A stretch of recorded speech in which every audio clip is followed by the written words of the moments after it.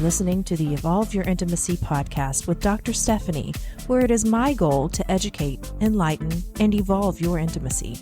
You can find me at evolveyourintimacy.com to learn more about counseling, self-study courses, sex, and the retreats that we have to offer. This show contains discussions about relationships, intimacy, and sex, and is meant for those who are 18 years and older. Now, sit back, relax, listen up, and get ready to evolve your intimacy. Have you ever wondered why some relationships feel shallow and lacking in depth, while others bring us a profound sense of belonging and understanding? Do you want to learn how to cultivate deeper connections and experience greater joy in your relationships? If the answer is yes, then you're in the right place. On today's show, we're going to be talking about intimacy. You heard that right. Intimacy goes far beyond the realm of romance, and it touches every aspect of our lives, whether it's our relationships with ourselves, our friends, or even our coworkers. Understanding the different ways we connect and build meaningful bonds opens up endless possibilities for our personal growth and fulfillment. If this resonates with you, stay tuned as we dive into the 5 kinds of intimacy, uncovering the secrets to creating deeply fulfilling connections that will transform your love life.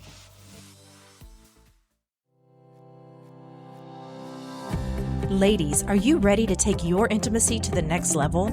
And gentlemen, do you want to add more tools to your sexual repertoire? Head over to our website, evolveyourintimacy.com, to learn more about intimacy, relationships, and sex counseling. And if you enjoy our content and our guests, we would love to have you help us grow. Go to our website, evolveyourintimacy.com, to follow, like, and subscribe to all of our social media accounts. Now, let's get back to the show. This is the Evolve Your Intimacy podcast, and I am Dr. Stephanie from Evolve Your Intimacy. I am so excited to welcome today's special guest. Today, I have got the most beautiful, fun, sweet thing that I got to meet Naughty in New Orleans when I got to meet this beautiful lady. I've been traveling so much lately that it's been hard to remember where all I'm meeting these beautiful people. So today we are going to be talking to Beth Darling. She is an internationally recognized love and life coach, author, radio host, and speaker, but she has this unique blend of expertise and charisma, which is why we kind of mesh so well, because, you know, I have all the technical knowledge, but I also throw a little bit of humor in there because I find myself freaking hilarious. And she is just so fun to talk to. She's a former divorce lawyer, and she made this transformational flip to devote her career to enhancing love and intimacy. So she's amazing. Beth's coaching offers a range from private practice for individuals to couples, tailored workshops. She speaks to audiences from all walks of life. Ladies and gentlemen, today we're bringing her on. We're going to talk about her award-winning Amazon best-selling book, Love and Laughter, sexy, meaningful, fun for everyone. And then her latest book, which I'm very interested in, 5 Kinds of Intimacy, How to Keep Your Love Life Alive. Ladies and gentlemen, please help me welcome Beth Darling on the show. Yay! Welcome, Beth. Yay! Thank you. That's a lovely, lovely introduction. And I felt the exact same way about meeting you. It was just, I say chemistry is not reserved for only romantic. There are just people that you meet, and within 3 seconds, you know, I could talk to this person happily and hang out with them for years. And you are absolutely I admire what you do and love the way you do it. I'm so thankful that translated, because I met you during a very hard time of my life. My dad had literally passed away 2 weeks before I met you. And I had to put all of that to the side because we had all of these work trips coming up and I couldn't put them off. And, you know, it was just, I had this grief, and then I had the divorce going on, and here you are, and I'm trying to be bubbly, and I was trying to be, you know, who I usually am. And you saw that I wasn't probably acting myself, and you even pulled me to the side and you're like, hey, let's talk. You know, I can tell, let me help. And I just fell in love with you in that moment. I was like, any woman who wants to help another woman through all of this bullshit that we call life and, you know, the drama. Yeah. Hell yeah, she's quality. Well, thank you. Yeah, it's my pleasure too. I say, I think divorce law, people are like, oh, how did you do that? Why did you switch? And I was like, well, I learned so much about people and relationships when helping them through one of the worst things. And divorce, sometimes it's necessary, but it still sucks. And when the heartbreak is when people start with good relationships and they're getting divorced because nobody taught them how to keep it Yes. good. That's just ridiculous. So I love to talk. I love to help. And you definitely, anyway, it's a pleasure. Like I said, it's just really, it's good to see you. And I think that people supporting people, men, women, whatever, if we all contribute what we can, when we can, the world's a better place. Absolutely. So talk to us a little bit about how you got started in all of this. Well, like I said, so I was a divorce lawyer, but the fact is before I went to law school, I was torn between getting a PhD in counseling and psychology or going to law school. But it just at some point occurred to me as I was applying to PhD programs that at some point I was going to have to do a dissertation. Yeah. And I got to say, I did not know I had ADHD at the time, but I did have this thought that was like, oh no, it's going to be the night before my thesis is due. And I'm going to be like, damn, I got to write a 300-page paper. I didn't do it that bad, but I will tell you, I got down to the wire. Oh, yes, I would so be there. And, that would have been difficult. But I was like, oh, law school? Oh, I could take tests. So I did. And I've taken several. And, but again, I wanted to work with relationships and people and stuff. And so both do that. It's just the divorce law was hard and sad. So I quit that. And then it was several years later when I got divorced myself after 23 years of marriage and 23 years of what I call BMS, boring married sex. Boring married sex, BMS. I say, and you don't have to be married to experience BMS.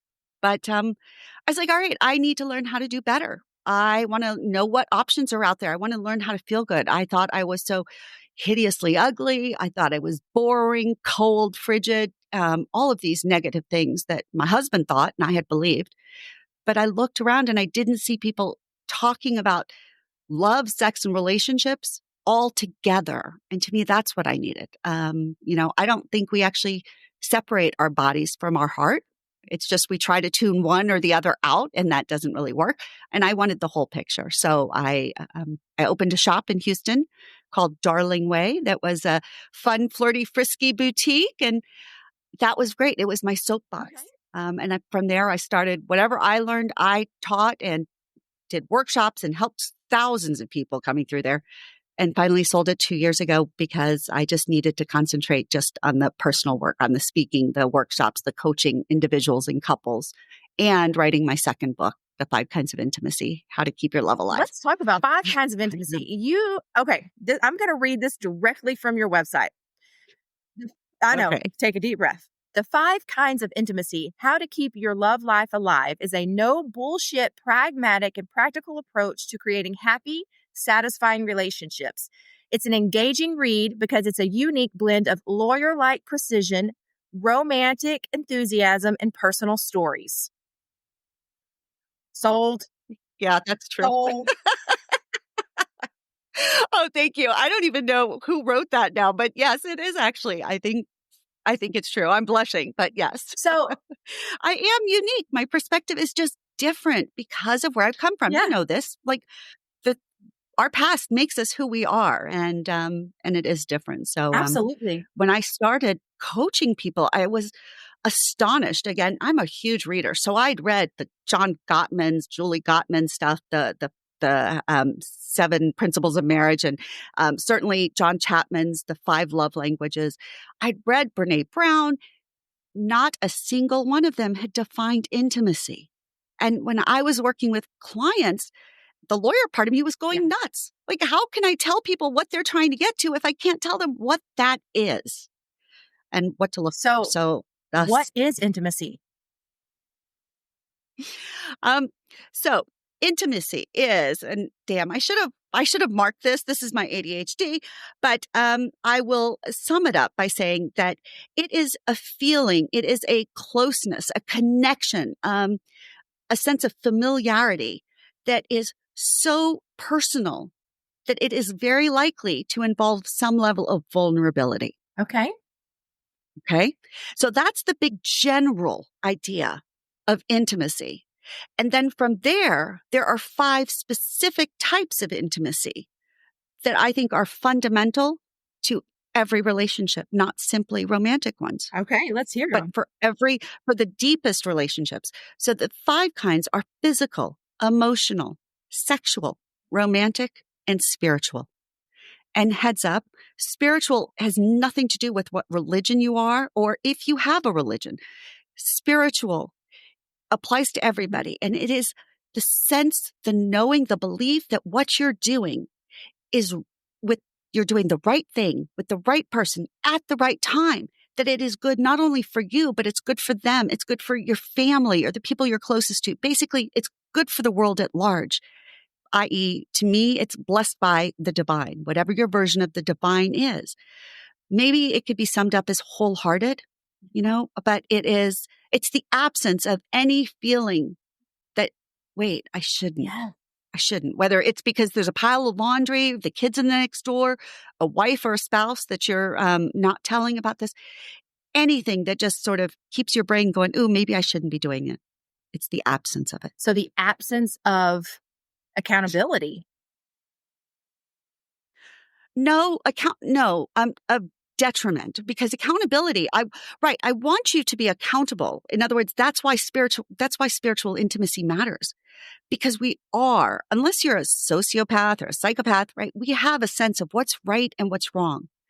When we are doing something that we deem even slightly wrong, it takes away from that wholeheartedness. It registers.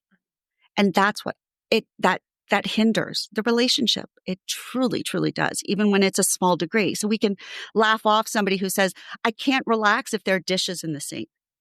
But I might laugh because that's not me. But the fact is, that's important to them. That's what matters when it comes to intimacy. If there's some reason that they can't fully be present and joyful and wholehearted about what they're doing, it detracts from everything else. Yes. So I have taken, of course, so many classes and so many trainings from amazing experts. So I've had all of these amazing opportunities to sit down with some great, great educators. One of them being Come As You Are, Emily Nagotsky. And Emily was talking about how in the training that I got to sit in with her is, she had a client that only had good sex when they were on vacation. And the vacation, they couldn't figure out what it was. They were having great sex on vacation, but then they would come home and it just, the whole relationship would fall apart again. Well, as Emily was working with this couple and trying to figure out, okay, well, where's the disconnect? When does it happen? Yada, yada, yada, all of the fun stuff that we talk about. She discovered that it was the headboard. The headboards in hotel rooms or in resorts, they're always fixed to the wall. Well, at their house, it wasn't. And so that noise was what was making the ladies brakes, because Emily Nagotsky talks about brakes and accelerators. And that's what was causing her brakes to hit, was because that damn headboard hitting. And so she could not get in the moment. She couldn't get in the mood. And so after they put the headboard to the wall, everything changed in their life. And then there was another one. She talked about socks. This lady, her husband found socks to be just completely a turnoff, but her feet were literally cold and she could not concentrate on sex because her feet were cold and that's all she could think about. And so throughout the course of this, they found, that the feet, her cold feet, was causing her to put her brakes on. And so they found ways to incorporate some sexy socks like thigh highs and all of that stuff to make her feet warm, but change the dynamic. And so I love that. And so I love how, that is creating intimacy. And unfortunately, and you can speak to this because I am not a divorce attorney, but there probably have been people who have gotten divorced because of a headboard hitting or because of cold feet or something so silly that could have been easily taken, remedied if they would have went to a sex coach or a sex therapist or a therapist in general and just marriage counselor and talked about that stuff. Yeah. I think that's so true, because then we skip over the basics, because immediately we jump to the fear, oh, my partner isn't into Mhm. me. And if it's me, I jump to, oh, I'm not, right? I'm cold, I'm frigid. It's my problem because I don't want sex. 23 years of my marriage didn't occur to me to say, oh my God, we don't have any romantic intimacy. No wonder I'm bored with sex. No wonder I don't want it. If you make it exciting and interesting, hell, count me in every day of the week. But yeah, so that's spiritual intimacy, is knowing and wanting everything. And if we remember that, then it just helps us go, oh, okay, wait, this might not be particularly about the relationship. It's something else. So, How did you come up with these five? I mean, I know about them outside because this is what I study.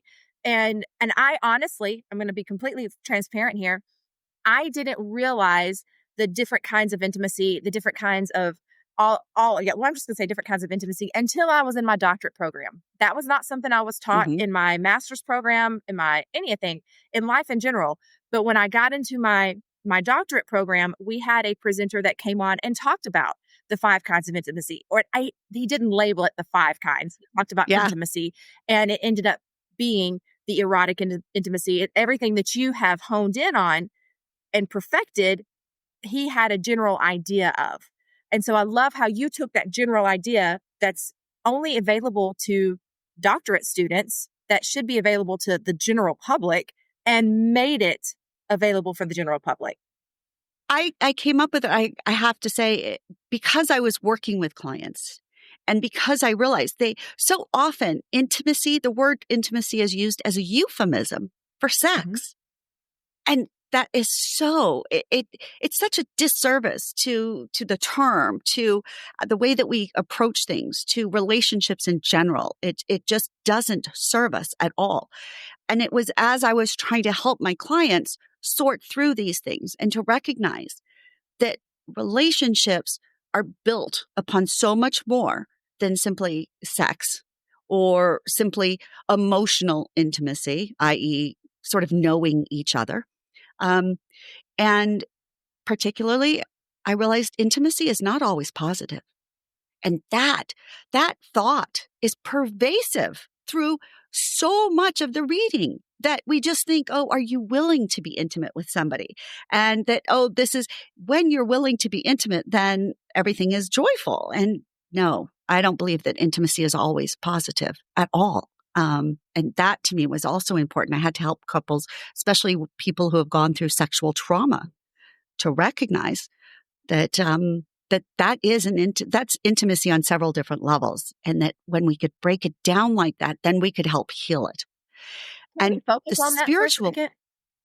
oh, of That is course, powerful. And I am coming at, usually I have notes when I come into these interviews, but with you, I had such a connection that I felt we could just talk about anything and we were just going to go with it. And so that's huge. Let's talk about that sexual trauma, because I work with that as a doctor daily. That's one of the things that, hell, I've went through sexual trauma. So break that down for us. okay. So there has been, in the however long, I don't know, past decade, maybe longer, there's this sort of movement towards taking rape or sexual assault and simply lumping it in with other kinds of assault, say a mugging, and assault and battery and stuff. But the problem is that when you think about my five kinds of intimacy, all right, being mugged is a physical intimacy. Somebody is getting so close to you that clearly you're vulnerable. That's why they're being able to take your possessions. So you have to realize and recognize, all right, physical intimacy, no wonder I'm going to be a little bit afraid when people get close to me. But then when it's sexual assault, that is not only are you afraid that they're going to be close to you, it's that you're also afraid of their sexual response and your sexual response. Because when particularly women, when we are assaulted, our bodies are magnificent. But what they do is sometimes what happens is it can feel like a betrayal, because if we're being raped, if we're being vaginally penetrated, our bodies are like, okay, I can't do anything about it. We're going to try and make this as harmless or as less harmful as possible, i.e. we're going to get what I call juicy. We're going to get wet. We're going to get lubricated. And to a sexual trauma survivor, that bodily reaction can feel like, oh my God, maybe I really did want it or something, right? We just feel this shame and disconnect. And that's problematic because then in the future, when we're trying to be sexually intimate in ways that we choose, in ways that we believe are positive, we're still fighting those demons in our head, and that doesn't work. So if we can separate out and recognize that's a different trauma, and we have to now go through and we have to dissect each and everything that comes with sexual intimacy. And by the way, sexual intimacy is not simply sexual activity, and we can talk more about that, but then they can deal with how it is. So for example, the lead up in a couple, recognizing that there was a physical intimacy bond broken. So somebody can't just sort of touch them in the middle of the night without eliciting maybe perhaps a scream or a defensive reaction. So we have to work on that physicality, the physical intimacy and the approach. Then we have to work on the sexual intimacy, the approach, the bodily responses wherein. It might be that as soon as somebody starts getting lubricated, that starts feeling sexually aroused, they may have to pause and they may need their partner to remind them, we're only going to do this if you want it. What is your body telling you?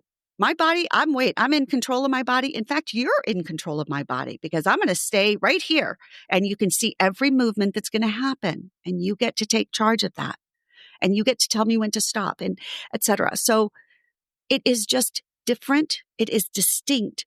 And mostly what happens is that when there's particularly a couple and one of them has experienced the sexual trauma,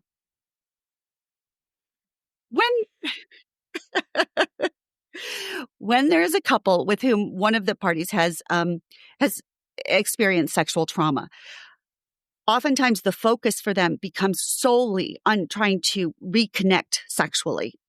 And I don't think that's the helpful way to go. When we recognize that there are these other forms of intimacy, then as we strengthen the physical intimacy, the emotional intimacy, the romantic intimacy, the spiritual intimacy, those things play and build upon each other so that repairing sexual intimacy is easier. But when we discount the others, if we think that sexual intimacy is more important than physical intimacy in a romantic relationship or any other relationship, we do ourselves a disservice. If we think that emotional intimacy is more important than sexual intimacy in any relationship, we do ourselves a disservice.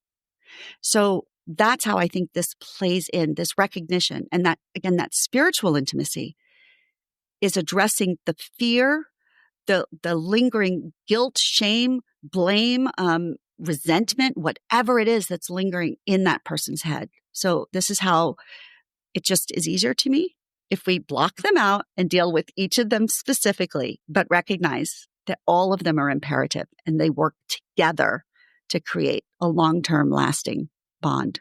Absolutely. And, our bodies are biologically designed to avoid the least traumatic experience. So if we are being raped, a vagina owner, a vulva owner, there we go. If we are being raped, a vulva owner will experience lubrication. That's not because they're enjoying it. That's because the body is trying to reduce tearing, scarring, pain, all of that stuff. Just like the general consensus, I shouldn't say most, but the general consensus is men can't be raped because if they got hard, they wanted it. Well, let's talk about that. Because if I'm fondling a man who doesn't want it, biologically, their penis can get hard because it's being around, it's being touched, it's being fondled, and whatever. You can't shut it down from your brain, just like my brain can't shut down that I need to not get wet, lubricate. But just because you're hard and a hard penis or a wet vagina does not constitute consent. Right. And that's the thing. Physical sexual arousal is different than desire. and different than consent.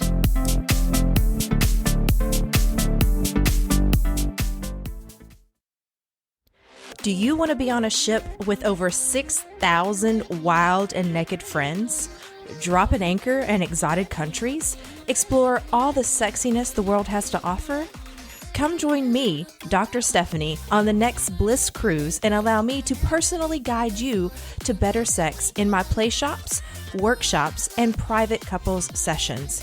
I invite you to come and let your wild and sexy desires become a reality on the next Bliss Cruise. To learn where we are sailing next, visit evolveyourintimacy.com/cruises. I can't wait to see you there. You are listening to the Evolve Your Intimacy podcast with Dr. Stephanie, and I am Dr. Stephanie. Now, let's get back to the show.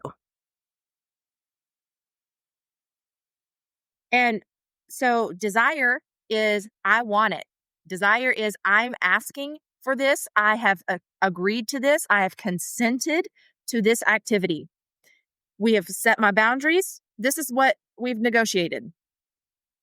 If it's not negotiated, it's not consent. If it's not, something that you want, that is forced sex. Yeah. So. Yes. But yeah, and we need to and going back to sexual intimacy, talk to us about that. So sexual intimacy, again, lots of people think that it's just positive, i.e., so they ignore rape, or other unwanted sexual assaults. But sexual intimacy is not simply just the sexual activity, engaging in sexual activity. Sexual intimacy could be, for example, phone sex. Sexual intimacy could be stumbling in and watching somebody else have sex, even accidentally. Sexual intimacy is coming out, right? For years, we've thought, oh, why is this such a big deal? Because it is a sexual intimacy. It is sharing your desires with people around you or the world at large. That is intimacy. Sexual intimacy is teenagers who are embarrassed because their mothers are pregnant. It's because that's an admission that their mother is a sexual being, and children are not really crazy about that, acknowledging that, and especially in front of the whole world. But that's the reason it's so uncomfortable, is because it's sexual intimacy. So I say, because I have 5 children, so these 5 kinds of intimacy I think are so important, and recognizing them has helped me improve my relationship with my kids so much. I cannot tell you. So people are like, ew, sexual intimacy with your kids, that's shameful. No. So sexual intimacy with my children is that I do recognize that they are sexual beings. I don't want to particularly see it, but I do want them to be able to share with me when they are having problems in their relationships. Even though it's a little awkward, I want that opening. And that's what we've established. So they can come to me. And again, even though it's awkward because we haven't grown up this way, but we're learning it, they can say, hey, this is what's going on in my relationship. And this is, can you help? Or frankly, sometimes I've asked my kids about things that are going on and how they've dealt with it. I have, polyamory has come up in my family and stuff. And I've asked my children about this and how different things and how it shows up in their friend circles, et cetera. And I have learned from them. So it is that opening to talk about sexual needs, desires, trauma, et cetera, in a way that is respectful, that also constitutes sexual intimacy. And I had an aunt who was never able to come out to her mother. She's passed away since. Her relationship with her mother suffered her whole life because of that lack of sexual intimacy. The fact that she could never be her full self with her mother meant that everything else was minimized. And it's just like I say, you're keeping somebody at arm's length. And that's a pity. So when you say that, give me some examples of what you mean by that. All right. So a common one, if we're talking about romantic relationships, marriage, committed long-term relationships, whatever, I don't know how many men you've worked with. I've worked with a lot of men who have a desire and have a proclivity to wearing female either lingerie or feminine attire, even outwardly. Whether they do it or not, this is something that turns them on or that fuels their soul in some way that is different for every person. When they are not able to share that with their spouse, that is a lack of sexual intimacy. And that helps create a wedge. Recognizing that they may still be having, quote, penetrative sexual activity with their partner, but that's not enough to make up for what they aren't sharing.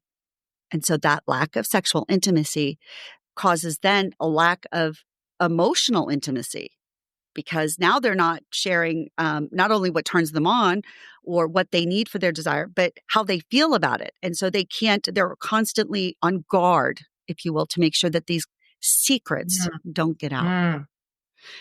Those secrets, yes.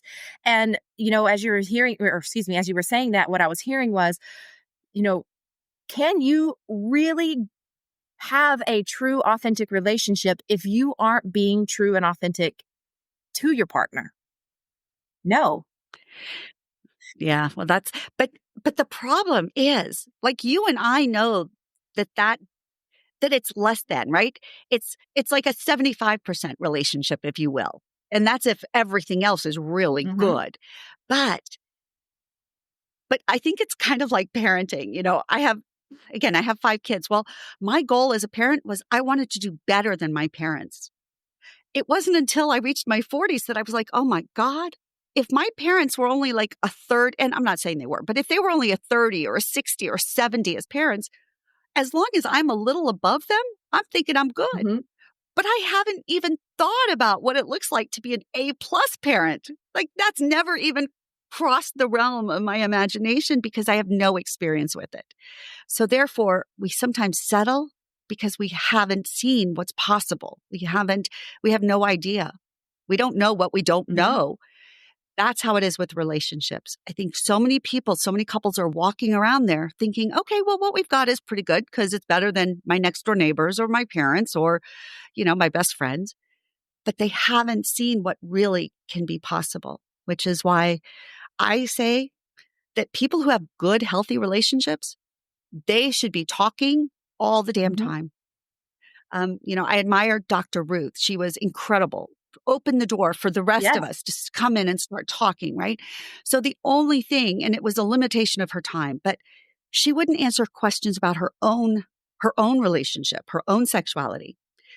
And I say the problem with that was that what she accidentally taught us was you only speak about this if you're having problems. If you're doing okay, then you stay quiet. And I think that's wrong. Again, if you have healthy relationships, tell everybody, hey, we've been doing this 50 years. This is what we've learned, right? It might not be everything, but it might be different than what you know, and it might help you. And instead, so many couples are like, oh, well, I don't want to brag. My husband's so good. I don't want my friends to feel bad. And I'm like, no.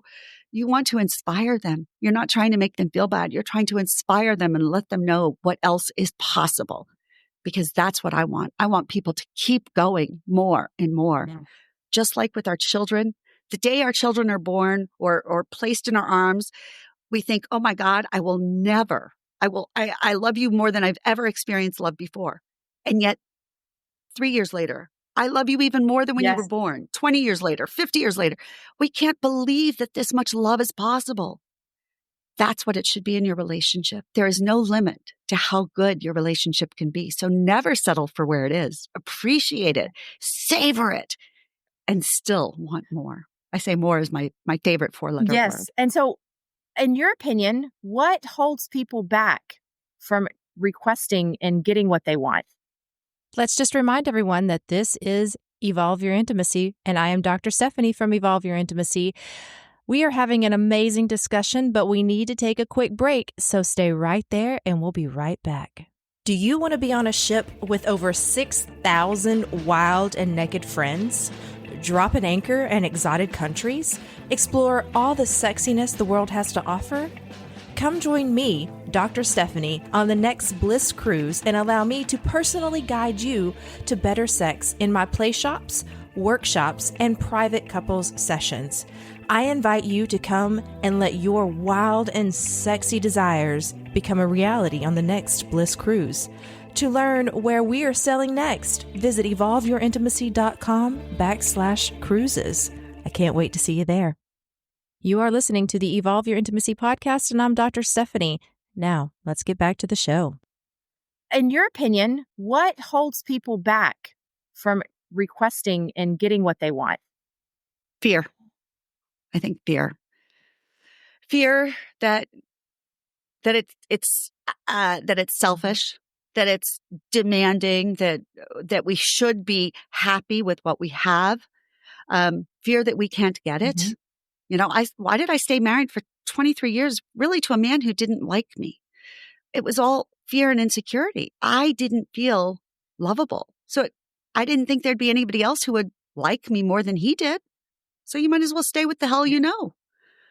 And I think that sometimes we're afraid if we ask for something else, our partner's going to get defensive, fearful. They're going to make us feel bad. And it's just not worth it. So we'd rather just stay stuck, but calm, than seek better. And that journey, I think. So how can the 5 kinds of intimacy that you're talking about create more passion, romance, and excitement in even like current relationships, future relationships? Okay, well, starting with romantic relationships, Let me tell you, I think particularly heterosexual relationships are set up to fail. Ooh, girl, me too. It's a whole show we could go on that one. Yeah. So, but I think that part of the reason that they're set up to fail is because when we have these 5 kinds of intimacy, again, physical, emotional, sexual, romantic, and spiritual, before we commit, before we get married or move in with somebody or whatever that commitment looks like, then sexual intimacy is key. We are so horny. We are so excited, blah, blah, blah. But when we get married or committed, that changes. And so I think that men, and these are stereotypes. I'm not trying to perpetuate them. I'm simply trying to recognize where we've come from so that we can change things in the future. So men are taught to avoid emotional intimacy until and unless they get their sexual intimacy needs met. Right? In the middle of sexy activity, men could say, "Oh my God, I love you. I never want to leave you. You are the best thing that ever happened to me." But at dinner the next day, they're just like, "Oh yeah, how was your day? Yeah, it's good to see you, right? Oh, shut down." If you remember Tampon Gate from Prince Charles, by the way, I talk about that in my book. And I suggest if you don't know about that, go look at it because it's pretty damn funny. But women, we are taught the opposite of what men are. We are taught as women to avoid sexual intimacy until and unless we get our emotional intimacy needs met.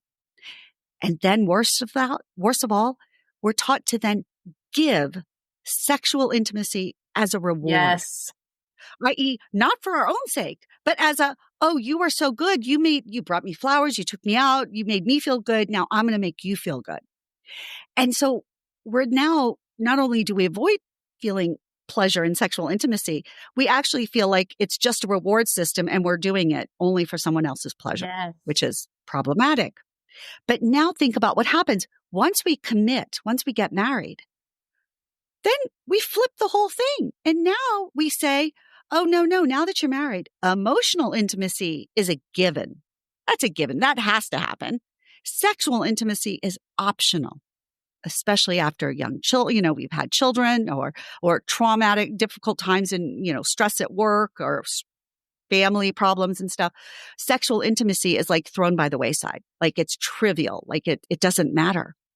And so frankly, men are left going, "What the hell? I'm trying to give you emotional, but I can't because you're not giving me sexual." And we wind up with this chicken and the egg thing circling round and round. That doesn't work. Are you interested in learning more about the topics that we discuss on the show? Head over to ASN Lifestyle Magazine, where you can read all the articles that I publish about relationships, intimacy, and sex. When it comes to the lifestyle and the adult industry magazines, look no further than ASN Lifestyle Magazine. They are the natural go-to for everything lifestyle and adult content. Get your free digital issue today at asnlifestylemagazine.com. And if you have any questions, don't ever hesitate to ask Stephanie through the asnlifestylemagazine.com website. And I say, even if you're talking about gay couples, if you've got two men who are really good at sexual intimacy, but aren't, if you've got two men who are really good at sexual intimacy, but aren't great at emotional intimacy, well, just because they're screwing all the time, it's not going to keep them long term. It's not, because looks are going to fade, right. Tastes are going to change. Right. Right. And sexual intimacy without emotional intimacy is like fleeting. It is fleeting. And this, quite frankly, we could go another subject, but I think this is part of the issue with a lot of sex addicts, is it's this thinking or thought, okay, if I have more sex, I'll get what I need. But they're having more and more sexual activity, but they're not fulfilling the emotional intimacy needs. And they don't even realize what the problem is. And so it continues. And two females getting together and being really good at the talking and the hugging, and yet not having that erotic sexual intimacy, as well as the romantic erotic intimacy, that's not going to last either, because we're humans by design. We are programmed to want this stuff. Absolutely. And if I may, can I just expand a little bit on the romantic intimacy? Please, for a second? absolutely. I love that, because I was going to do it if you didn't. Oh, good. Thank you. Okay. So the romantic intimacy, I say, is really, it's not just flowers and chocolate or something that Hallmark puts out. Romanticism is defined as like an ambiance, an energy, a mystery, unexpectedness. So that, I say, romantic intimacy is what takes the ordinary and transforms it to the extraordinary. Mm-hmm. So I say 23 years of BMS. If we'd had romantic intimacy, that would have elevated that to sexy intimacy that was really exciting and interesting. So even if you're just screwing all the time and you're having no romantic intimacy, you're going to get bored. So when people, I say analogies. Yes. If you think of food, okay, if you're a carnivore, there's seafood, there's chicken, there's beef, there's pork. Okay, if you just do basic hamburgers and pork chop and, grilled fish every night, you're going to get bored in a very, very short time. But we can take those four basic ingredients. We can now add a zillion different spices, a zillion different side items, and we can create dining that entertains us and makes our mouth water and builds anticipation for an entire lifetime. Yes. That's romantic intimacy. That's what changes the fact that, okay, one body, two bodies. So even swingers have boring swinger sex, right? Even if it's a different person, but they're doing the same things over and over again, it gets a little bit boring. So again, romantic intimacy. And when I ask men what they think is romantic, they're like stumped. It's like I asked them some major calculus problem or something. So to translate that, if you ask a man what's hot, that's the same thing as romantic. It's just a more coarse, or we tend to think of it as a more coarse, a rougher terminology. But it's what's exciting to you. And when we add that in, and it's different, by the way, for each and every one of us. But when we factor that in and we focus on that, that's what keeps things going. And that's what helps a relationship last a long time.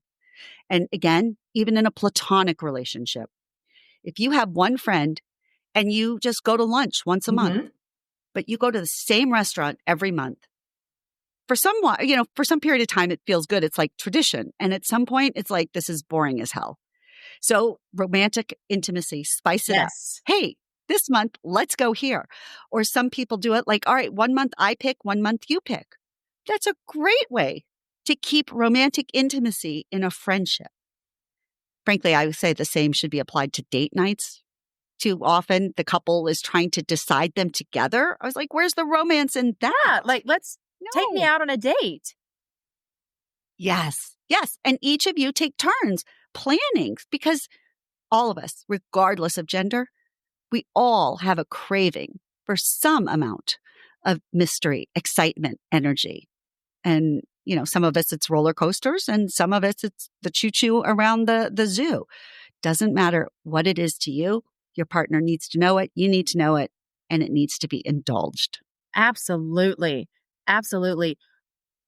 What do you feel like hinders just couples or I wouldn't even say couples, individuals from, and I know you said fear earlier, but when we are meeting new people and we are dating, what inhibits us from telling people what we want after we've done all the work to figure it out? Yeah. Again, I think fear is such a big category. We're Rejection. afraid of being judged, right? We're afraid of being judged and then possibly being Yeah. rejected. People don't realize that, human beings we're born, we're created, we are biologically designed to fear and avoid rejection. So much so because humans need community to survive. Mhm. Less so now, but certainly more so as we've evolved. But that fear of rejection is so embedded within us that rejection actually feels as painful as physical pain. That's how significant Yeah. it is. And we want to think, oh, I can just be strong and emotionally, whatever, tough. And thus a rejection won't hurt me. But that's kind of, no, you can minimize how you react to it, but it does register as significant pain. And therefore, we instinctively seek to minimize it because that's what our bodies do. The same way very few people touch a hot stove more than once. We don't think about it. We just don't touch the hot stove anymore. The same thing with rejection. So people, especially if we've been rejected as children, growing up, we don't even realize what we're doing to avoid that. We're just staying 3 feet away from the stove, 3 feet away from possible rejection. Absolutely. So that's where I think it is. And interestingly, right, this creates another bind for long-term relationships because when we first meet somebody, we don't have a whole lot to lose. If they reject us, it's easier. When we have now been with somebody for a long time, their rejection, we feel is like, oh my God, it could kill us, right? It will completely knock the rug out from under us.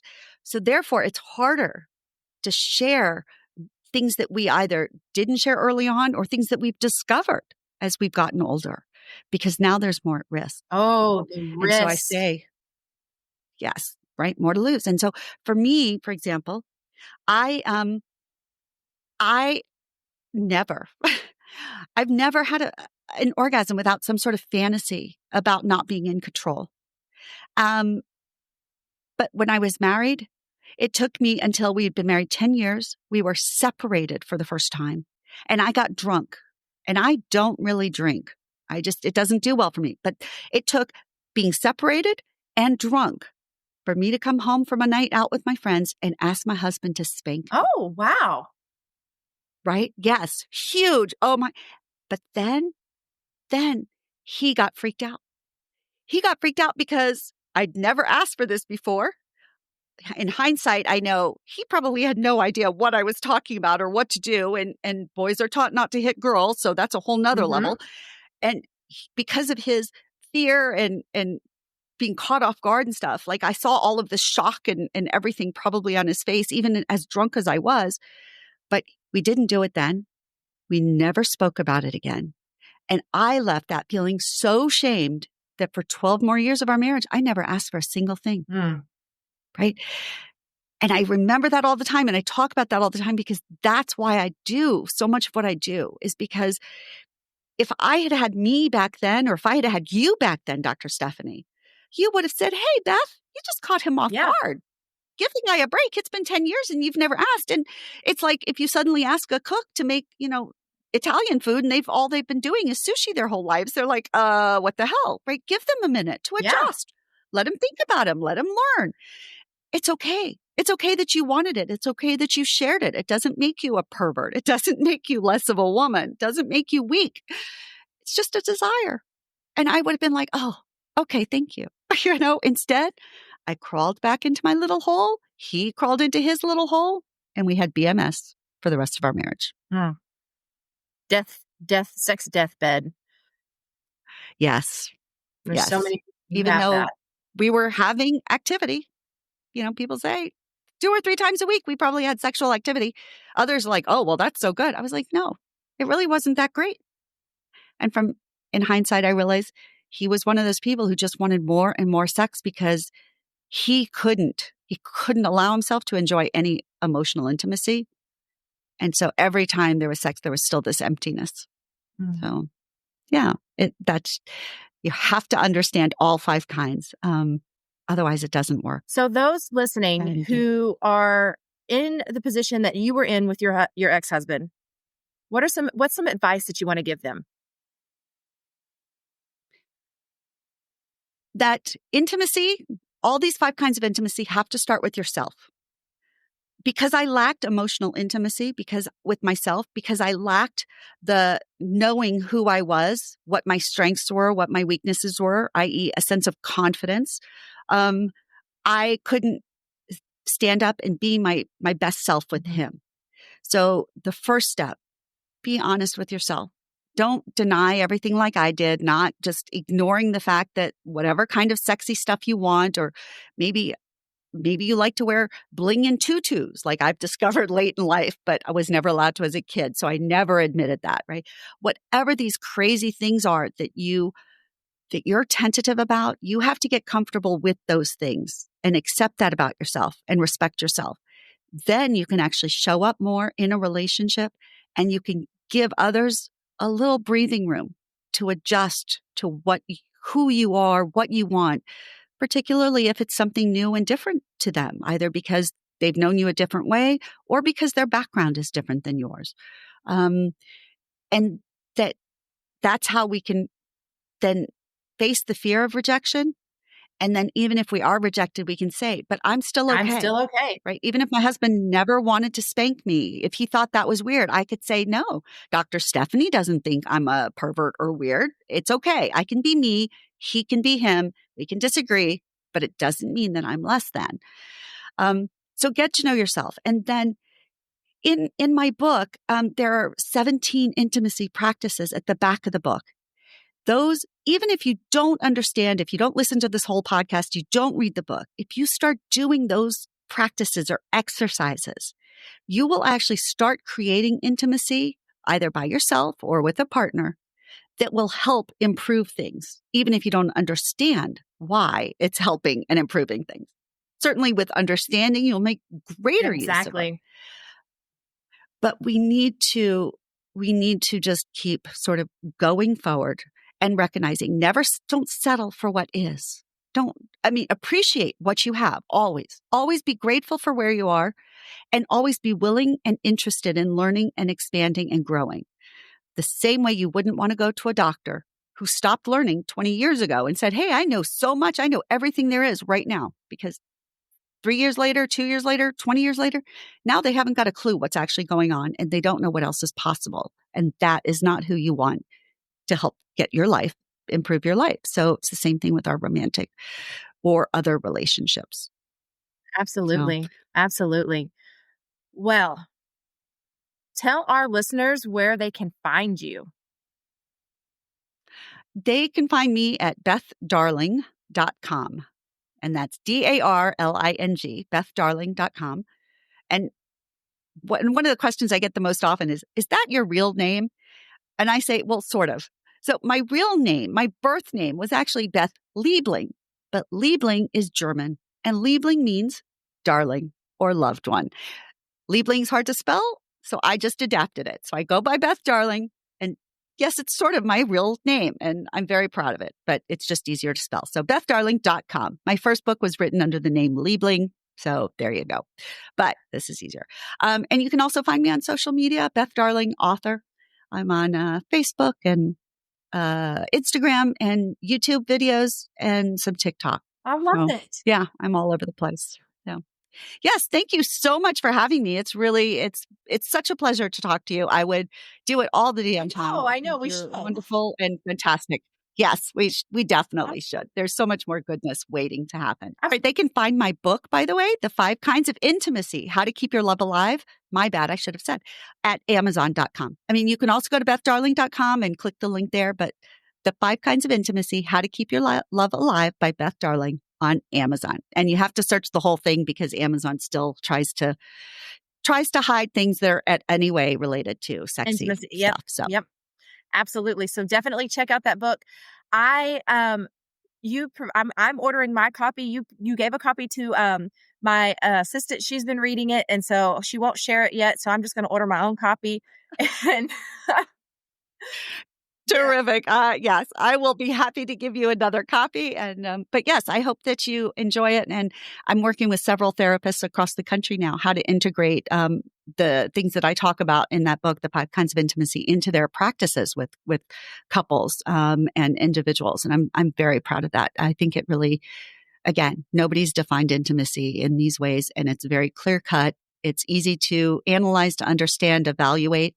And then that makes it easy to improve for everybody. I love it. Well, again, thank you. And thank you for taking your Saturday morning to spend with me. And I look forward to seeing you soon. Absolutely. Well, again, thank you. And all of her information will be linked in our show notes, so you can take a look and find her there as well. And yeah, so thank you, Beth Darling. I love your name. Perfect. Big hugs. Thanks all. Bye. Thank you for taking time out of your busy day to listen to my show. I am Dr. Stephanie with Evolve Your Intimacy. And remember, you are not in this alone, and we are definitely here to help. You can learn more about all the amazing things that we do at evolveyourintimacy.com. And if you subscribe to our newsletter, you'll receive free resources monthly to help you evolve your intimacy. Thank you again, and have a great night.